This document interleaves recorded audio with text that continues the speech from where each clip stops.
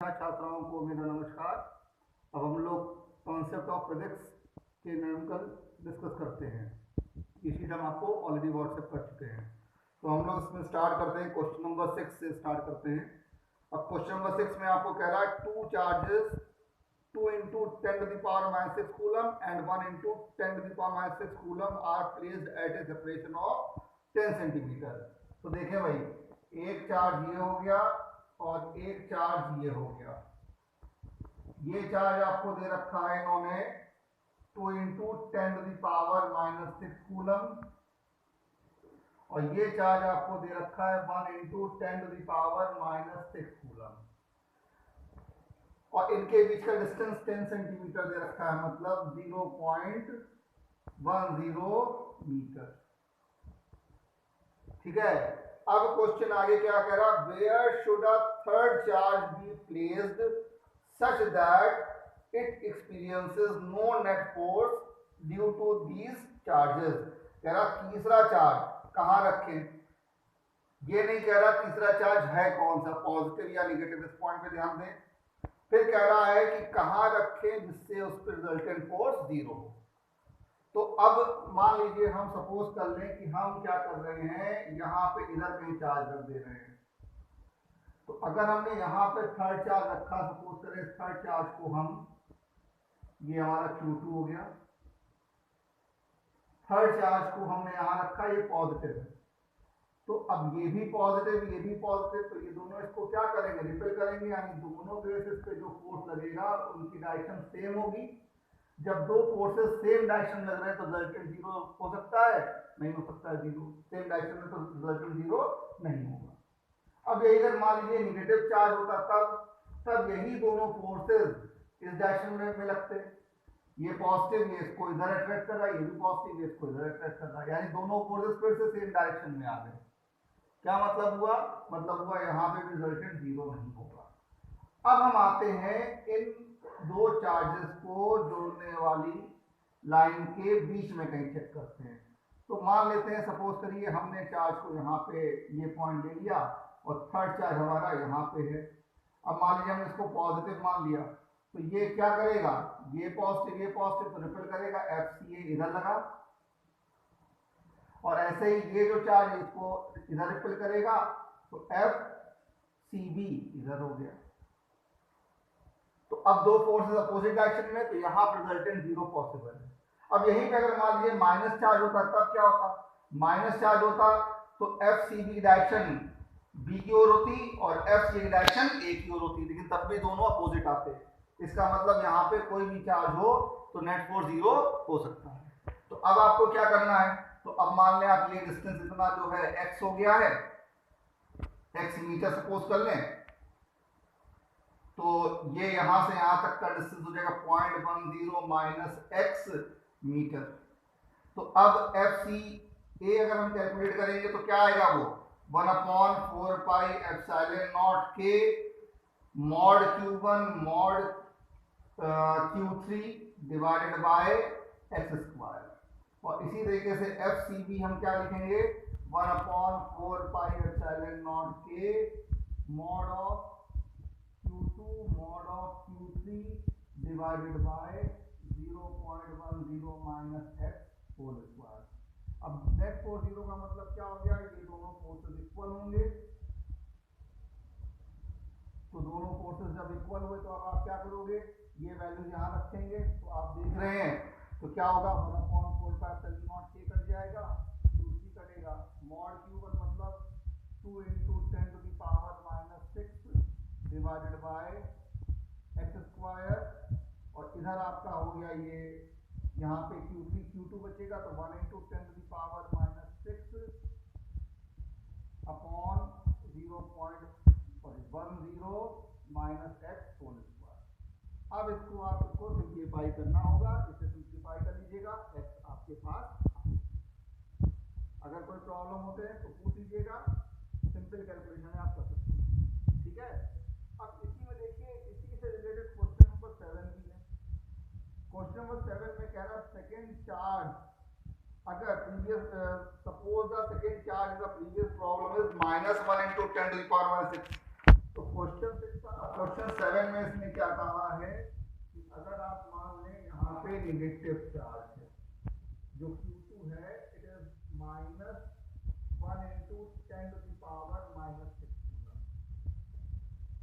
तब third charge की position locate करें जिससे कि उसके ऊपर नेट फोर्स ना लगे। तो चलिए इसको जरा देख लेते हैं। अब मान लीजिए पहले हम यही कंडीशन ले लें कि ये बीच में कहीं पर है, सपोज करें, और मान लें ये पॉजिटिव चार्ज है, जो थर्ड चार्ज है इसको पॉजिटिव मान लें, और सपोज करेंगे यहीं बीच में ही जो पॉइंट हमने पहले निकाला था उसी को देख लें। तो अब आप देखें क्या हो रहा है, ये चार्ज पॉजिटिव है, ये पॉजिटिव है, तो ये इसको रिपेल करेगा, F इधर लगा, इस डायरेक्शन लगा, टुवर्ड्स बी लगा। ये निगेटिव है और ये पॉजिटिव है, तो क्या होगा, अट्रैक्शन होगा। तो FCA ये लगा, FCA क्या था, Q1 पे से जो फोर्स लग रहा, तो रिपल्शन हुआ तो FCA हो गया, B से जो लग रहा वो FCB, और वो अट्रैक्शन है, लेकिन दोनों सेम डायरेक्शन में। तो जब सेम डायरेक्शन में तो रिजल्टेंट जीरो नहीं पॉसिबल। अब अगर मान लीजिए यहीं पर हम कह दें कि निगेटिव चार्ज दे दें तो क्या होगा, तो अगर हमने निगेटिव चार्ज दे दिया तब क्या होगा, तो ये Q1 इसको अपनी ओर अट्रैक्ट करेगा, तो FCA की डायरेक्शन ये हो गई FCA की, जबकि ये क्या करेगा, ये निगेटिव पॉइंट चार्ज को रिपेल करेगा, यानी ये हो गया FCB। तो फिर से दोनों फोर्सेस सेम डायरेक्शन में आ गए। क्या मतलब हुआ, मतलब वो अभी भी रिजल्टेंट जीरो नहीं होगा। अब हम इनको इस चार्ज को इस लाइन के बाहर रख करके देखते हैं, ठीक है। तो एक बार डायग्राम फिर से बनाते हैं, जरा ध्यान से देखिएगा। तो जरा देखें, तो Q1 चार्ज है, Q1 चार्ज में उसने चेंज नहीं किया, 2 into 10 to the power -6 coulomb रखा है।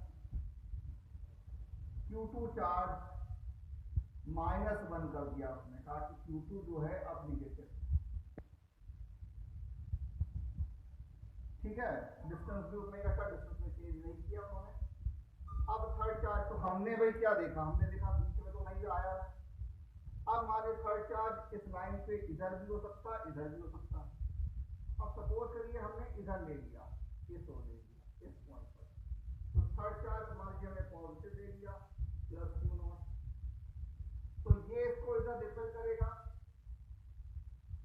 तो इस पॉइंट को मान लीजिए हमने D बोल दिया, FDA, ये A पॉइंट है, FDA इधर हो गया, और ये नेगेटिव चार्ज इसको अट्रैक्ट करेगा, तो FDB इस ओर हो गया। तो अब हम यहाँ पे देख रहे हैं दोनों अपोजिट फोर्सेस हैं, तो रिजल्टेंट जीरो हो जाएगा, है कि नहीं। लेकिन थोड़ा ध्यान से आप देखें, यहां रिजल्टेंट जीरो नहीं होगा, जबकि दोनों फोर्सेस अपोजिट, तब भी रिजल्टेंट जीरो नहीं होगा।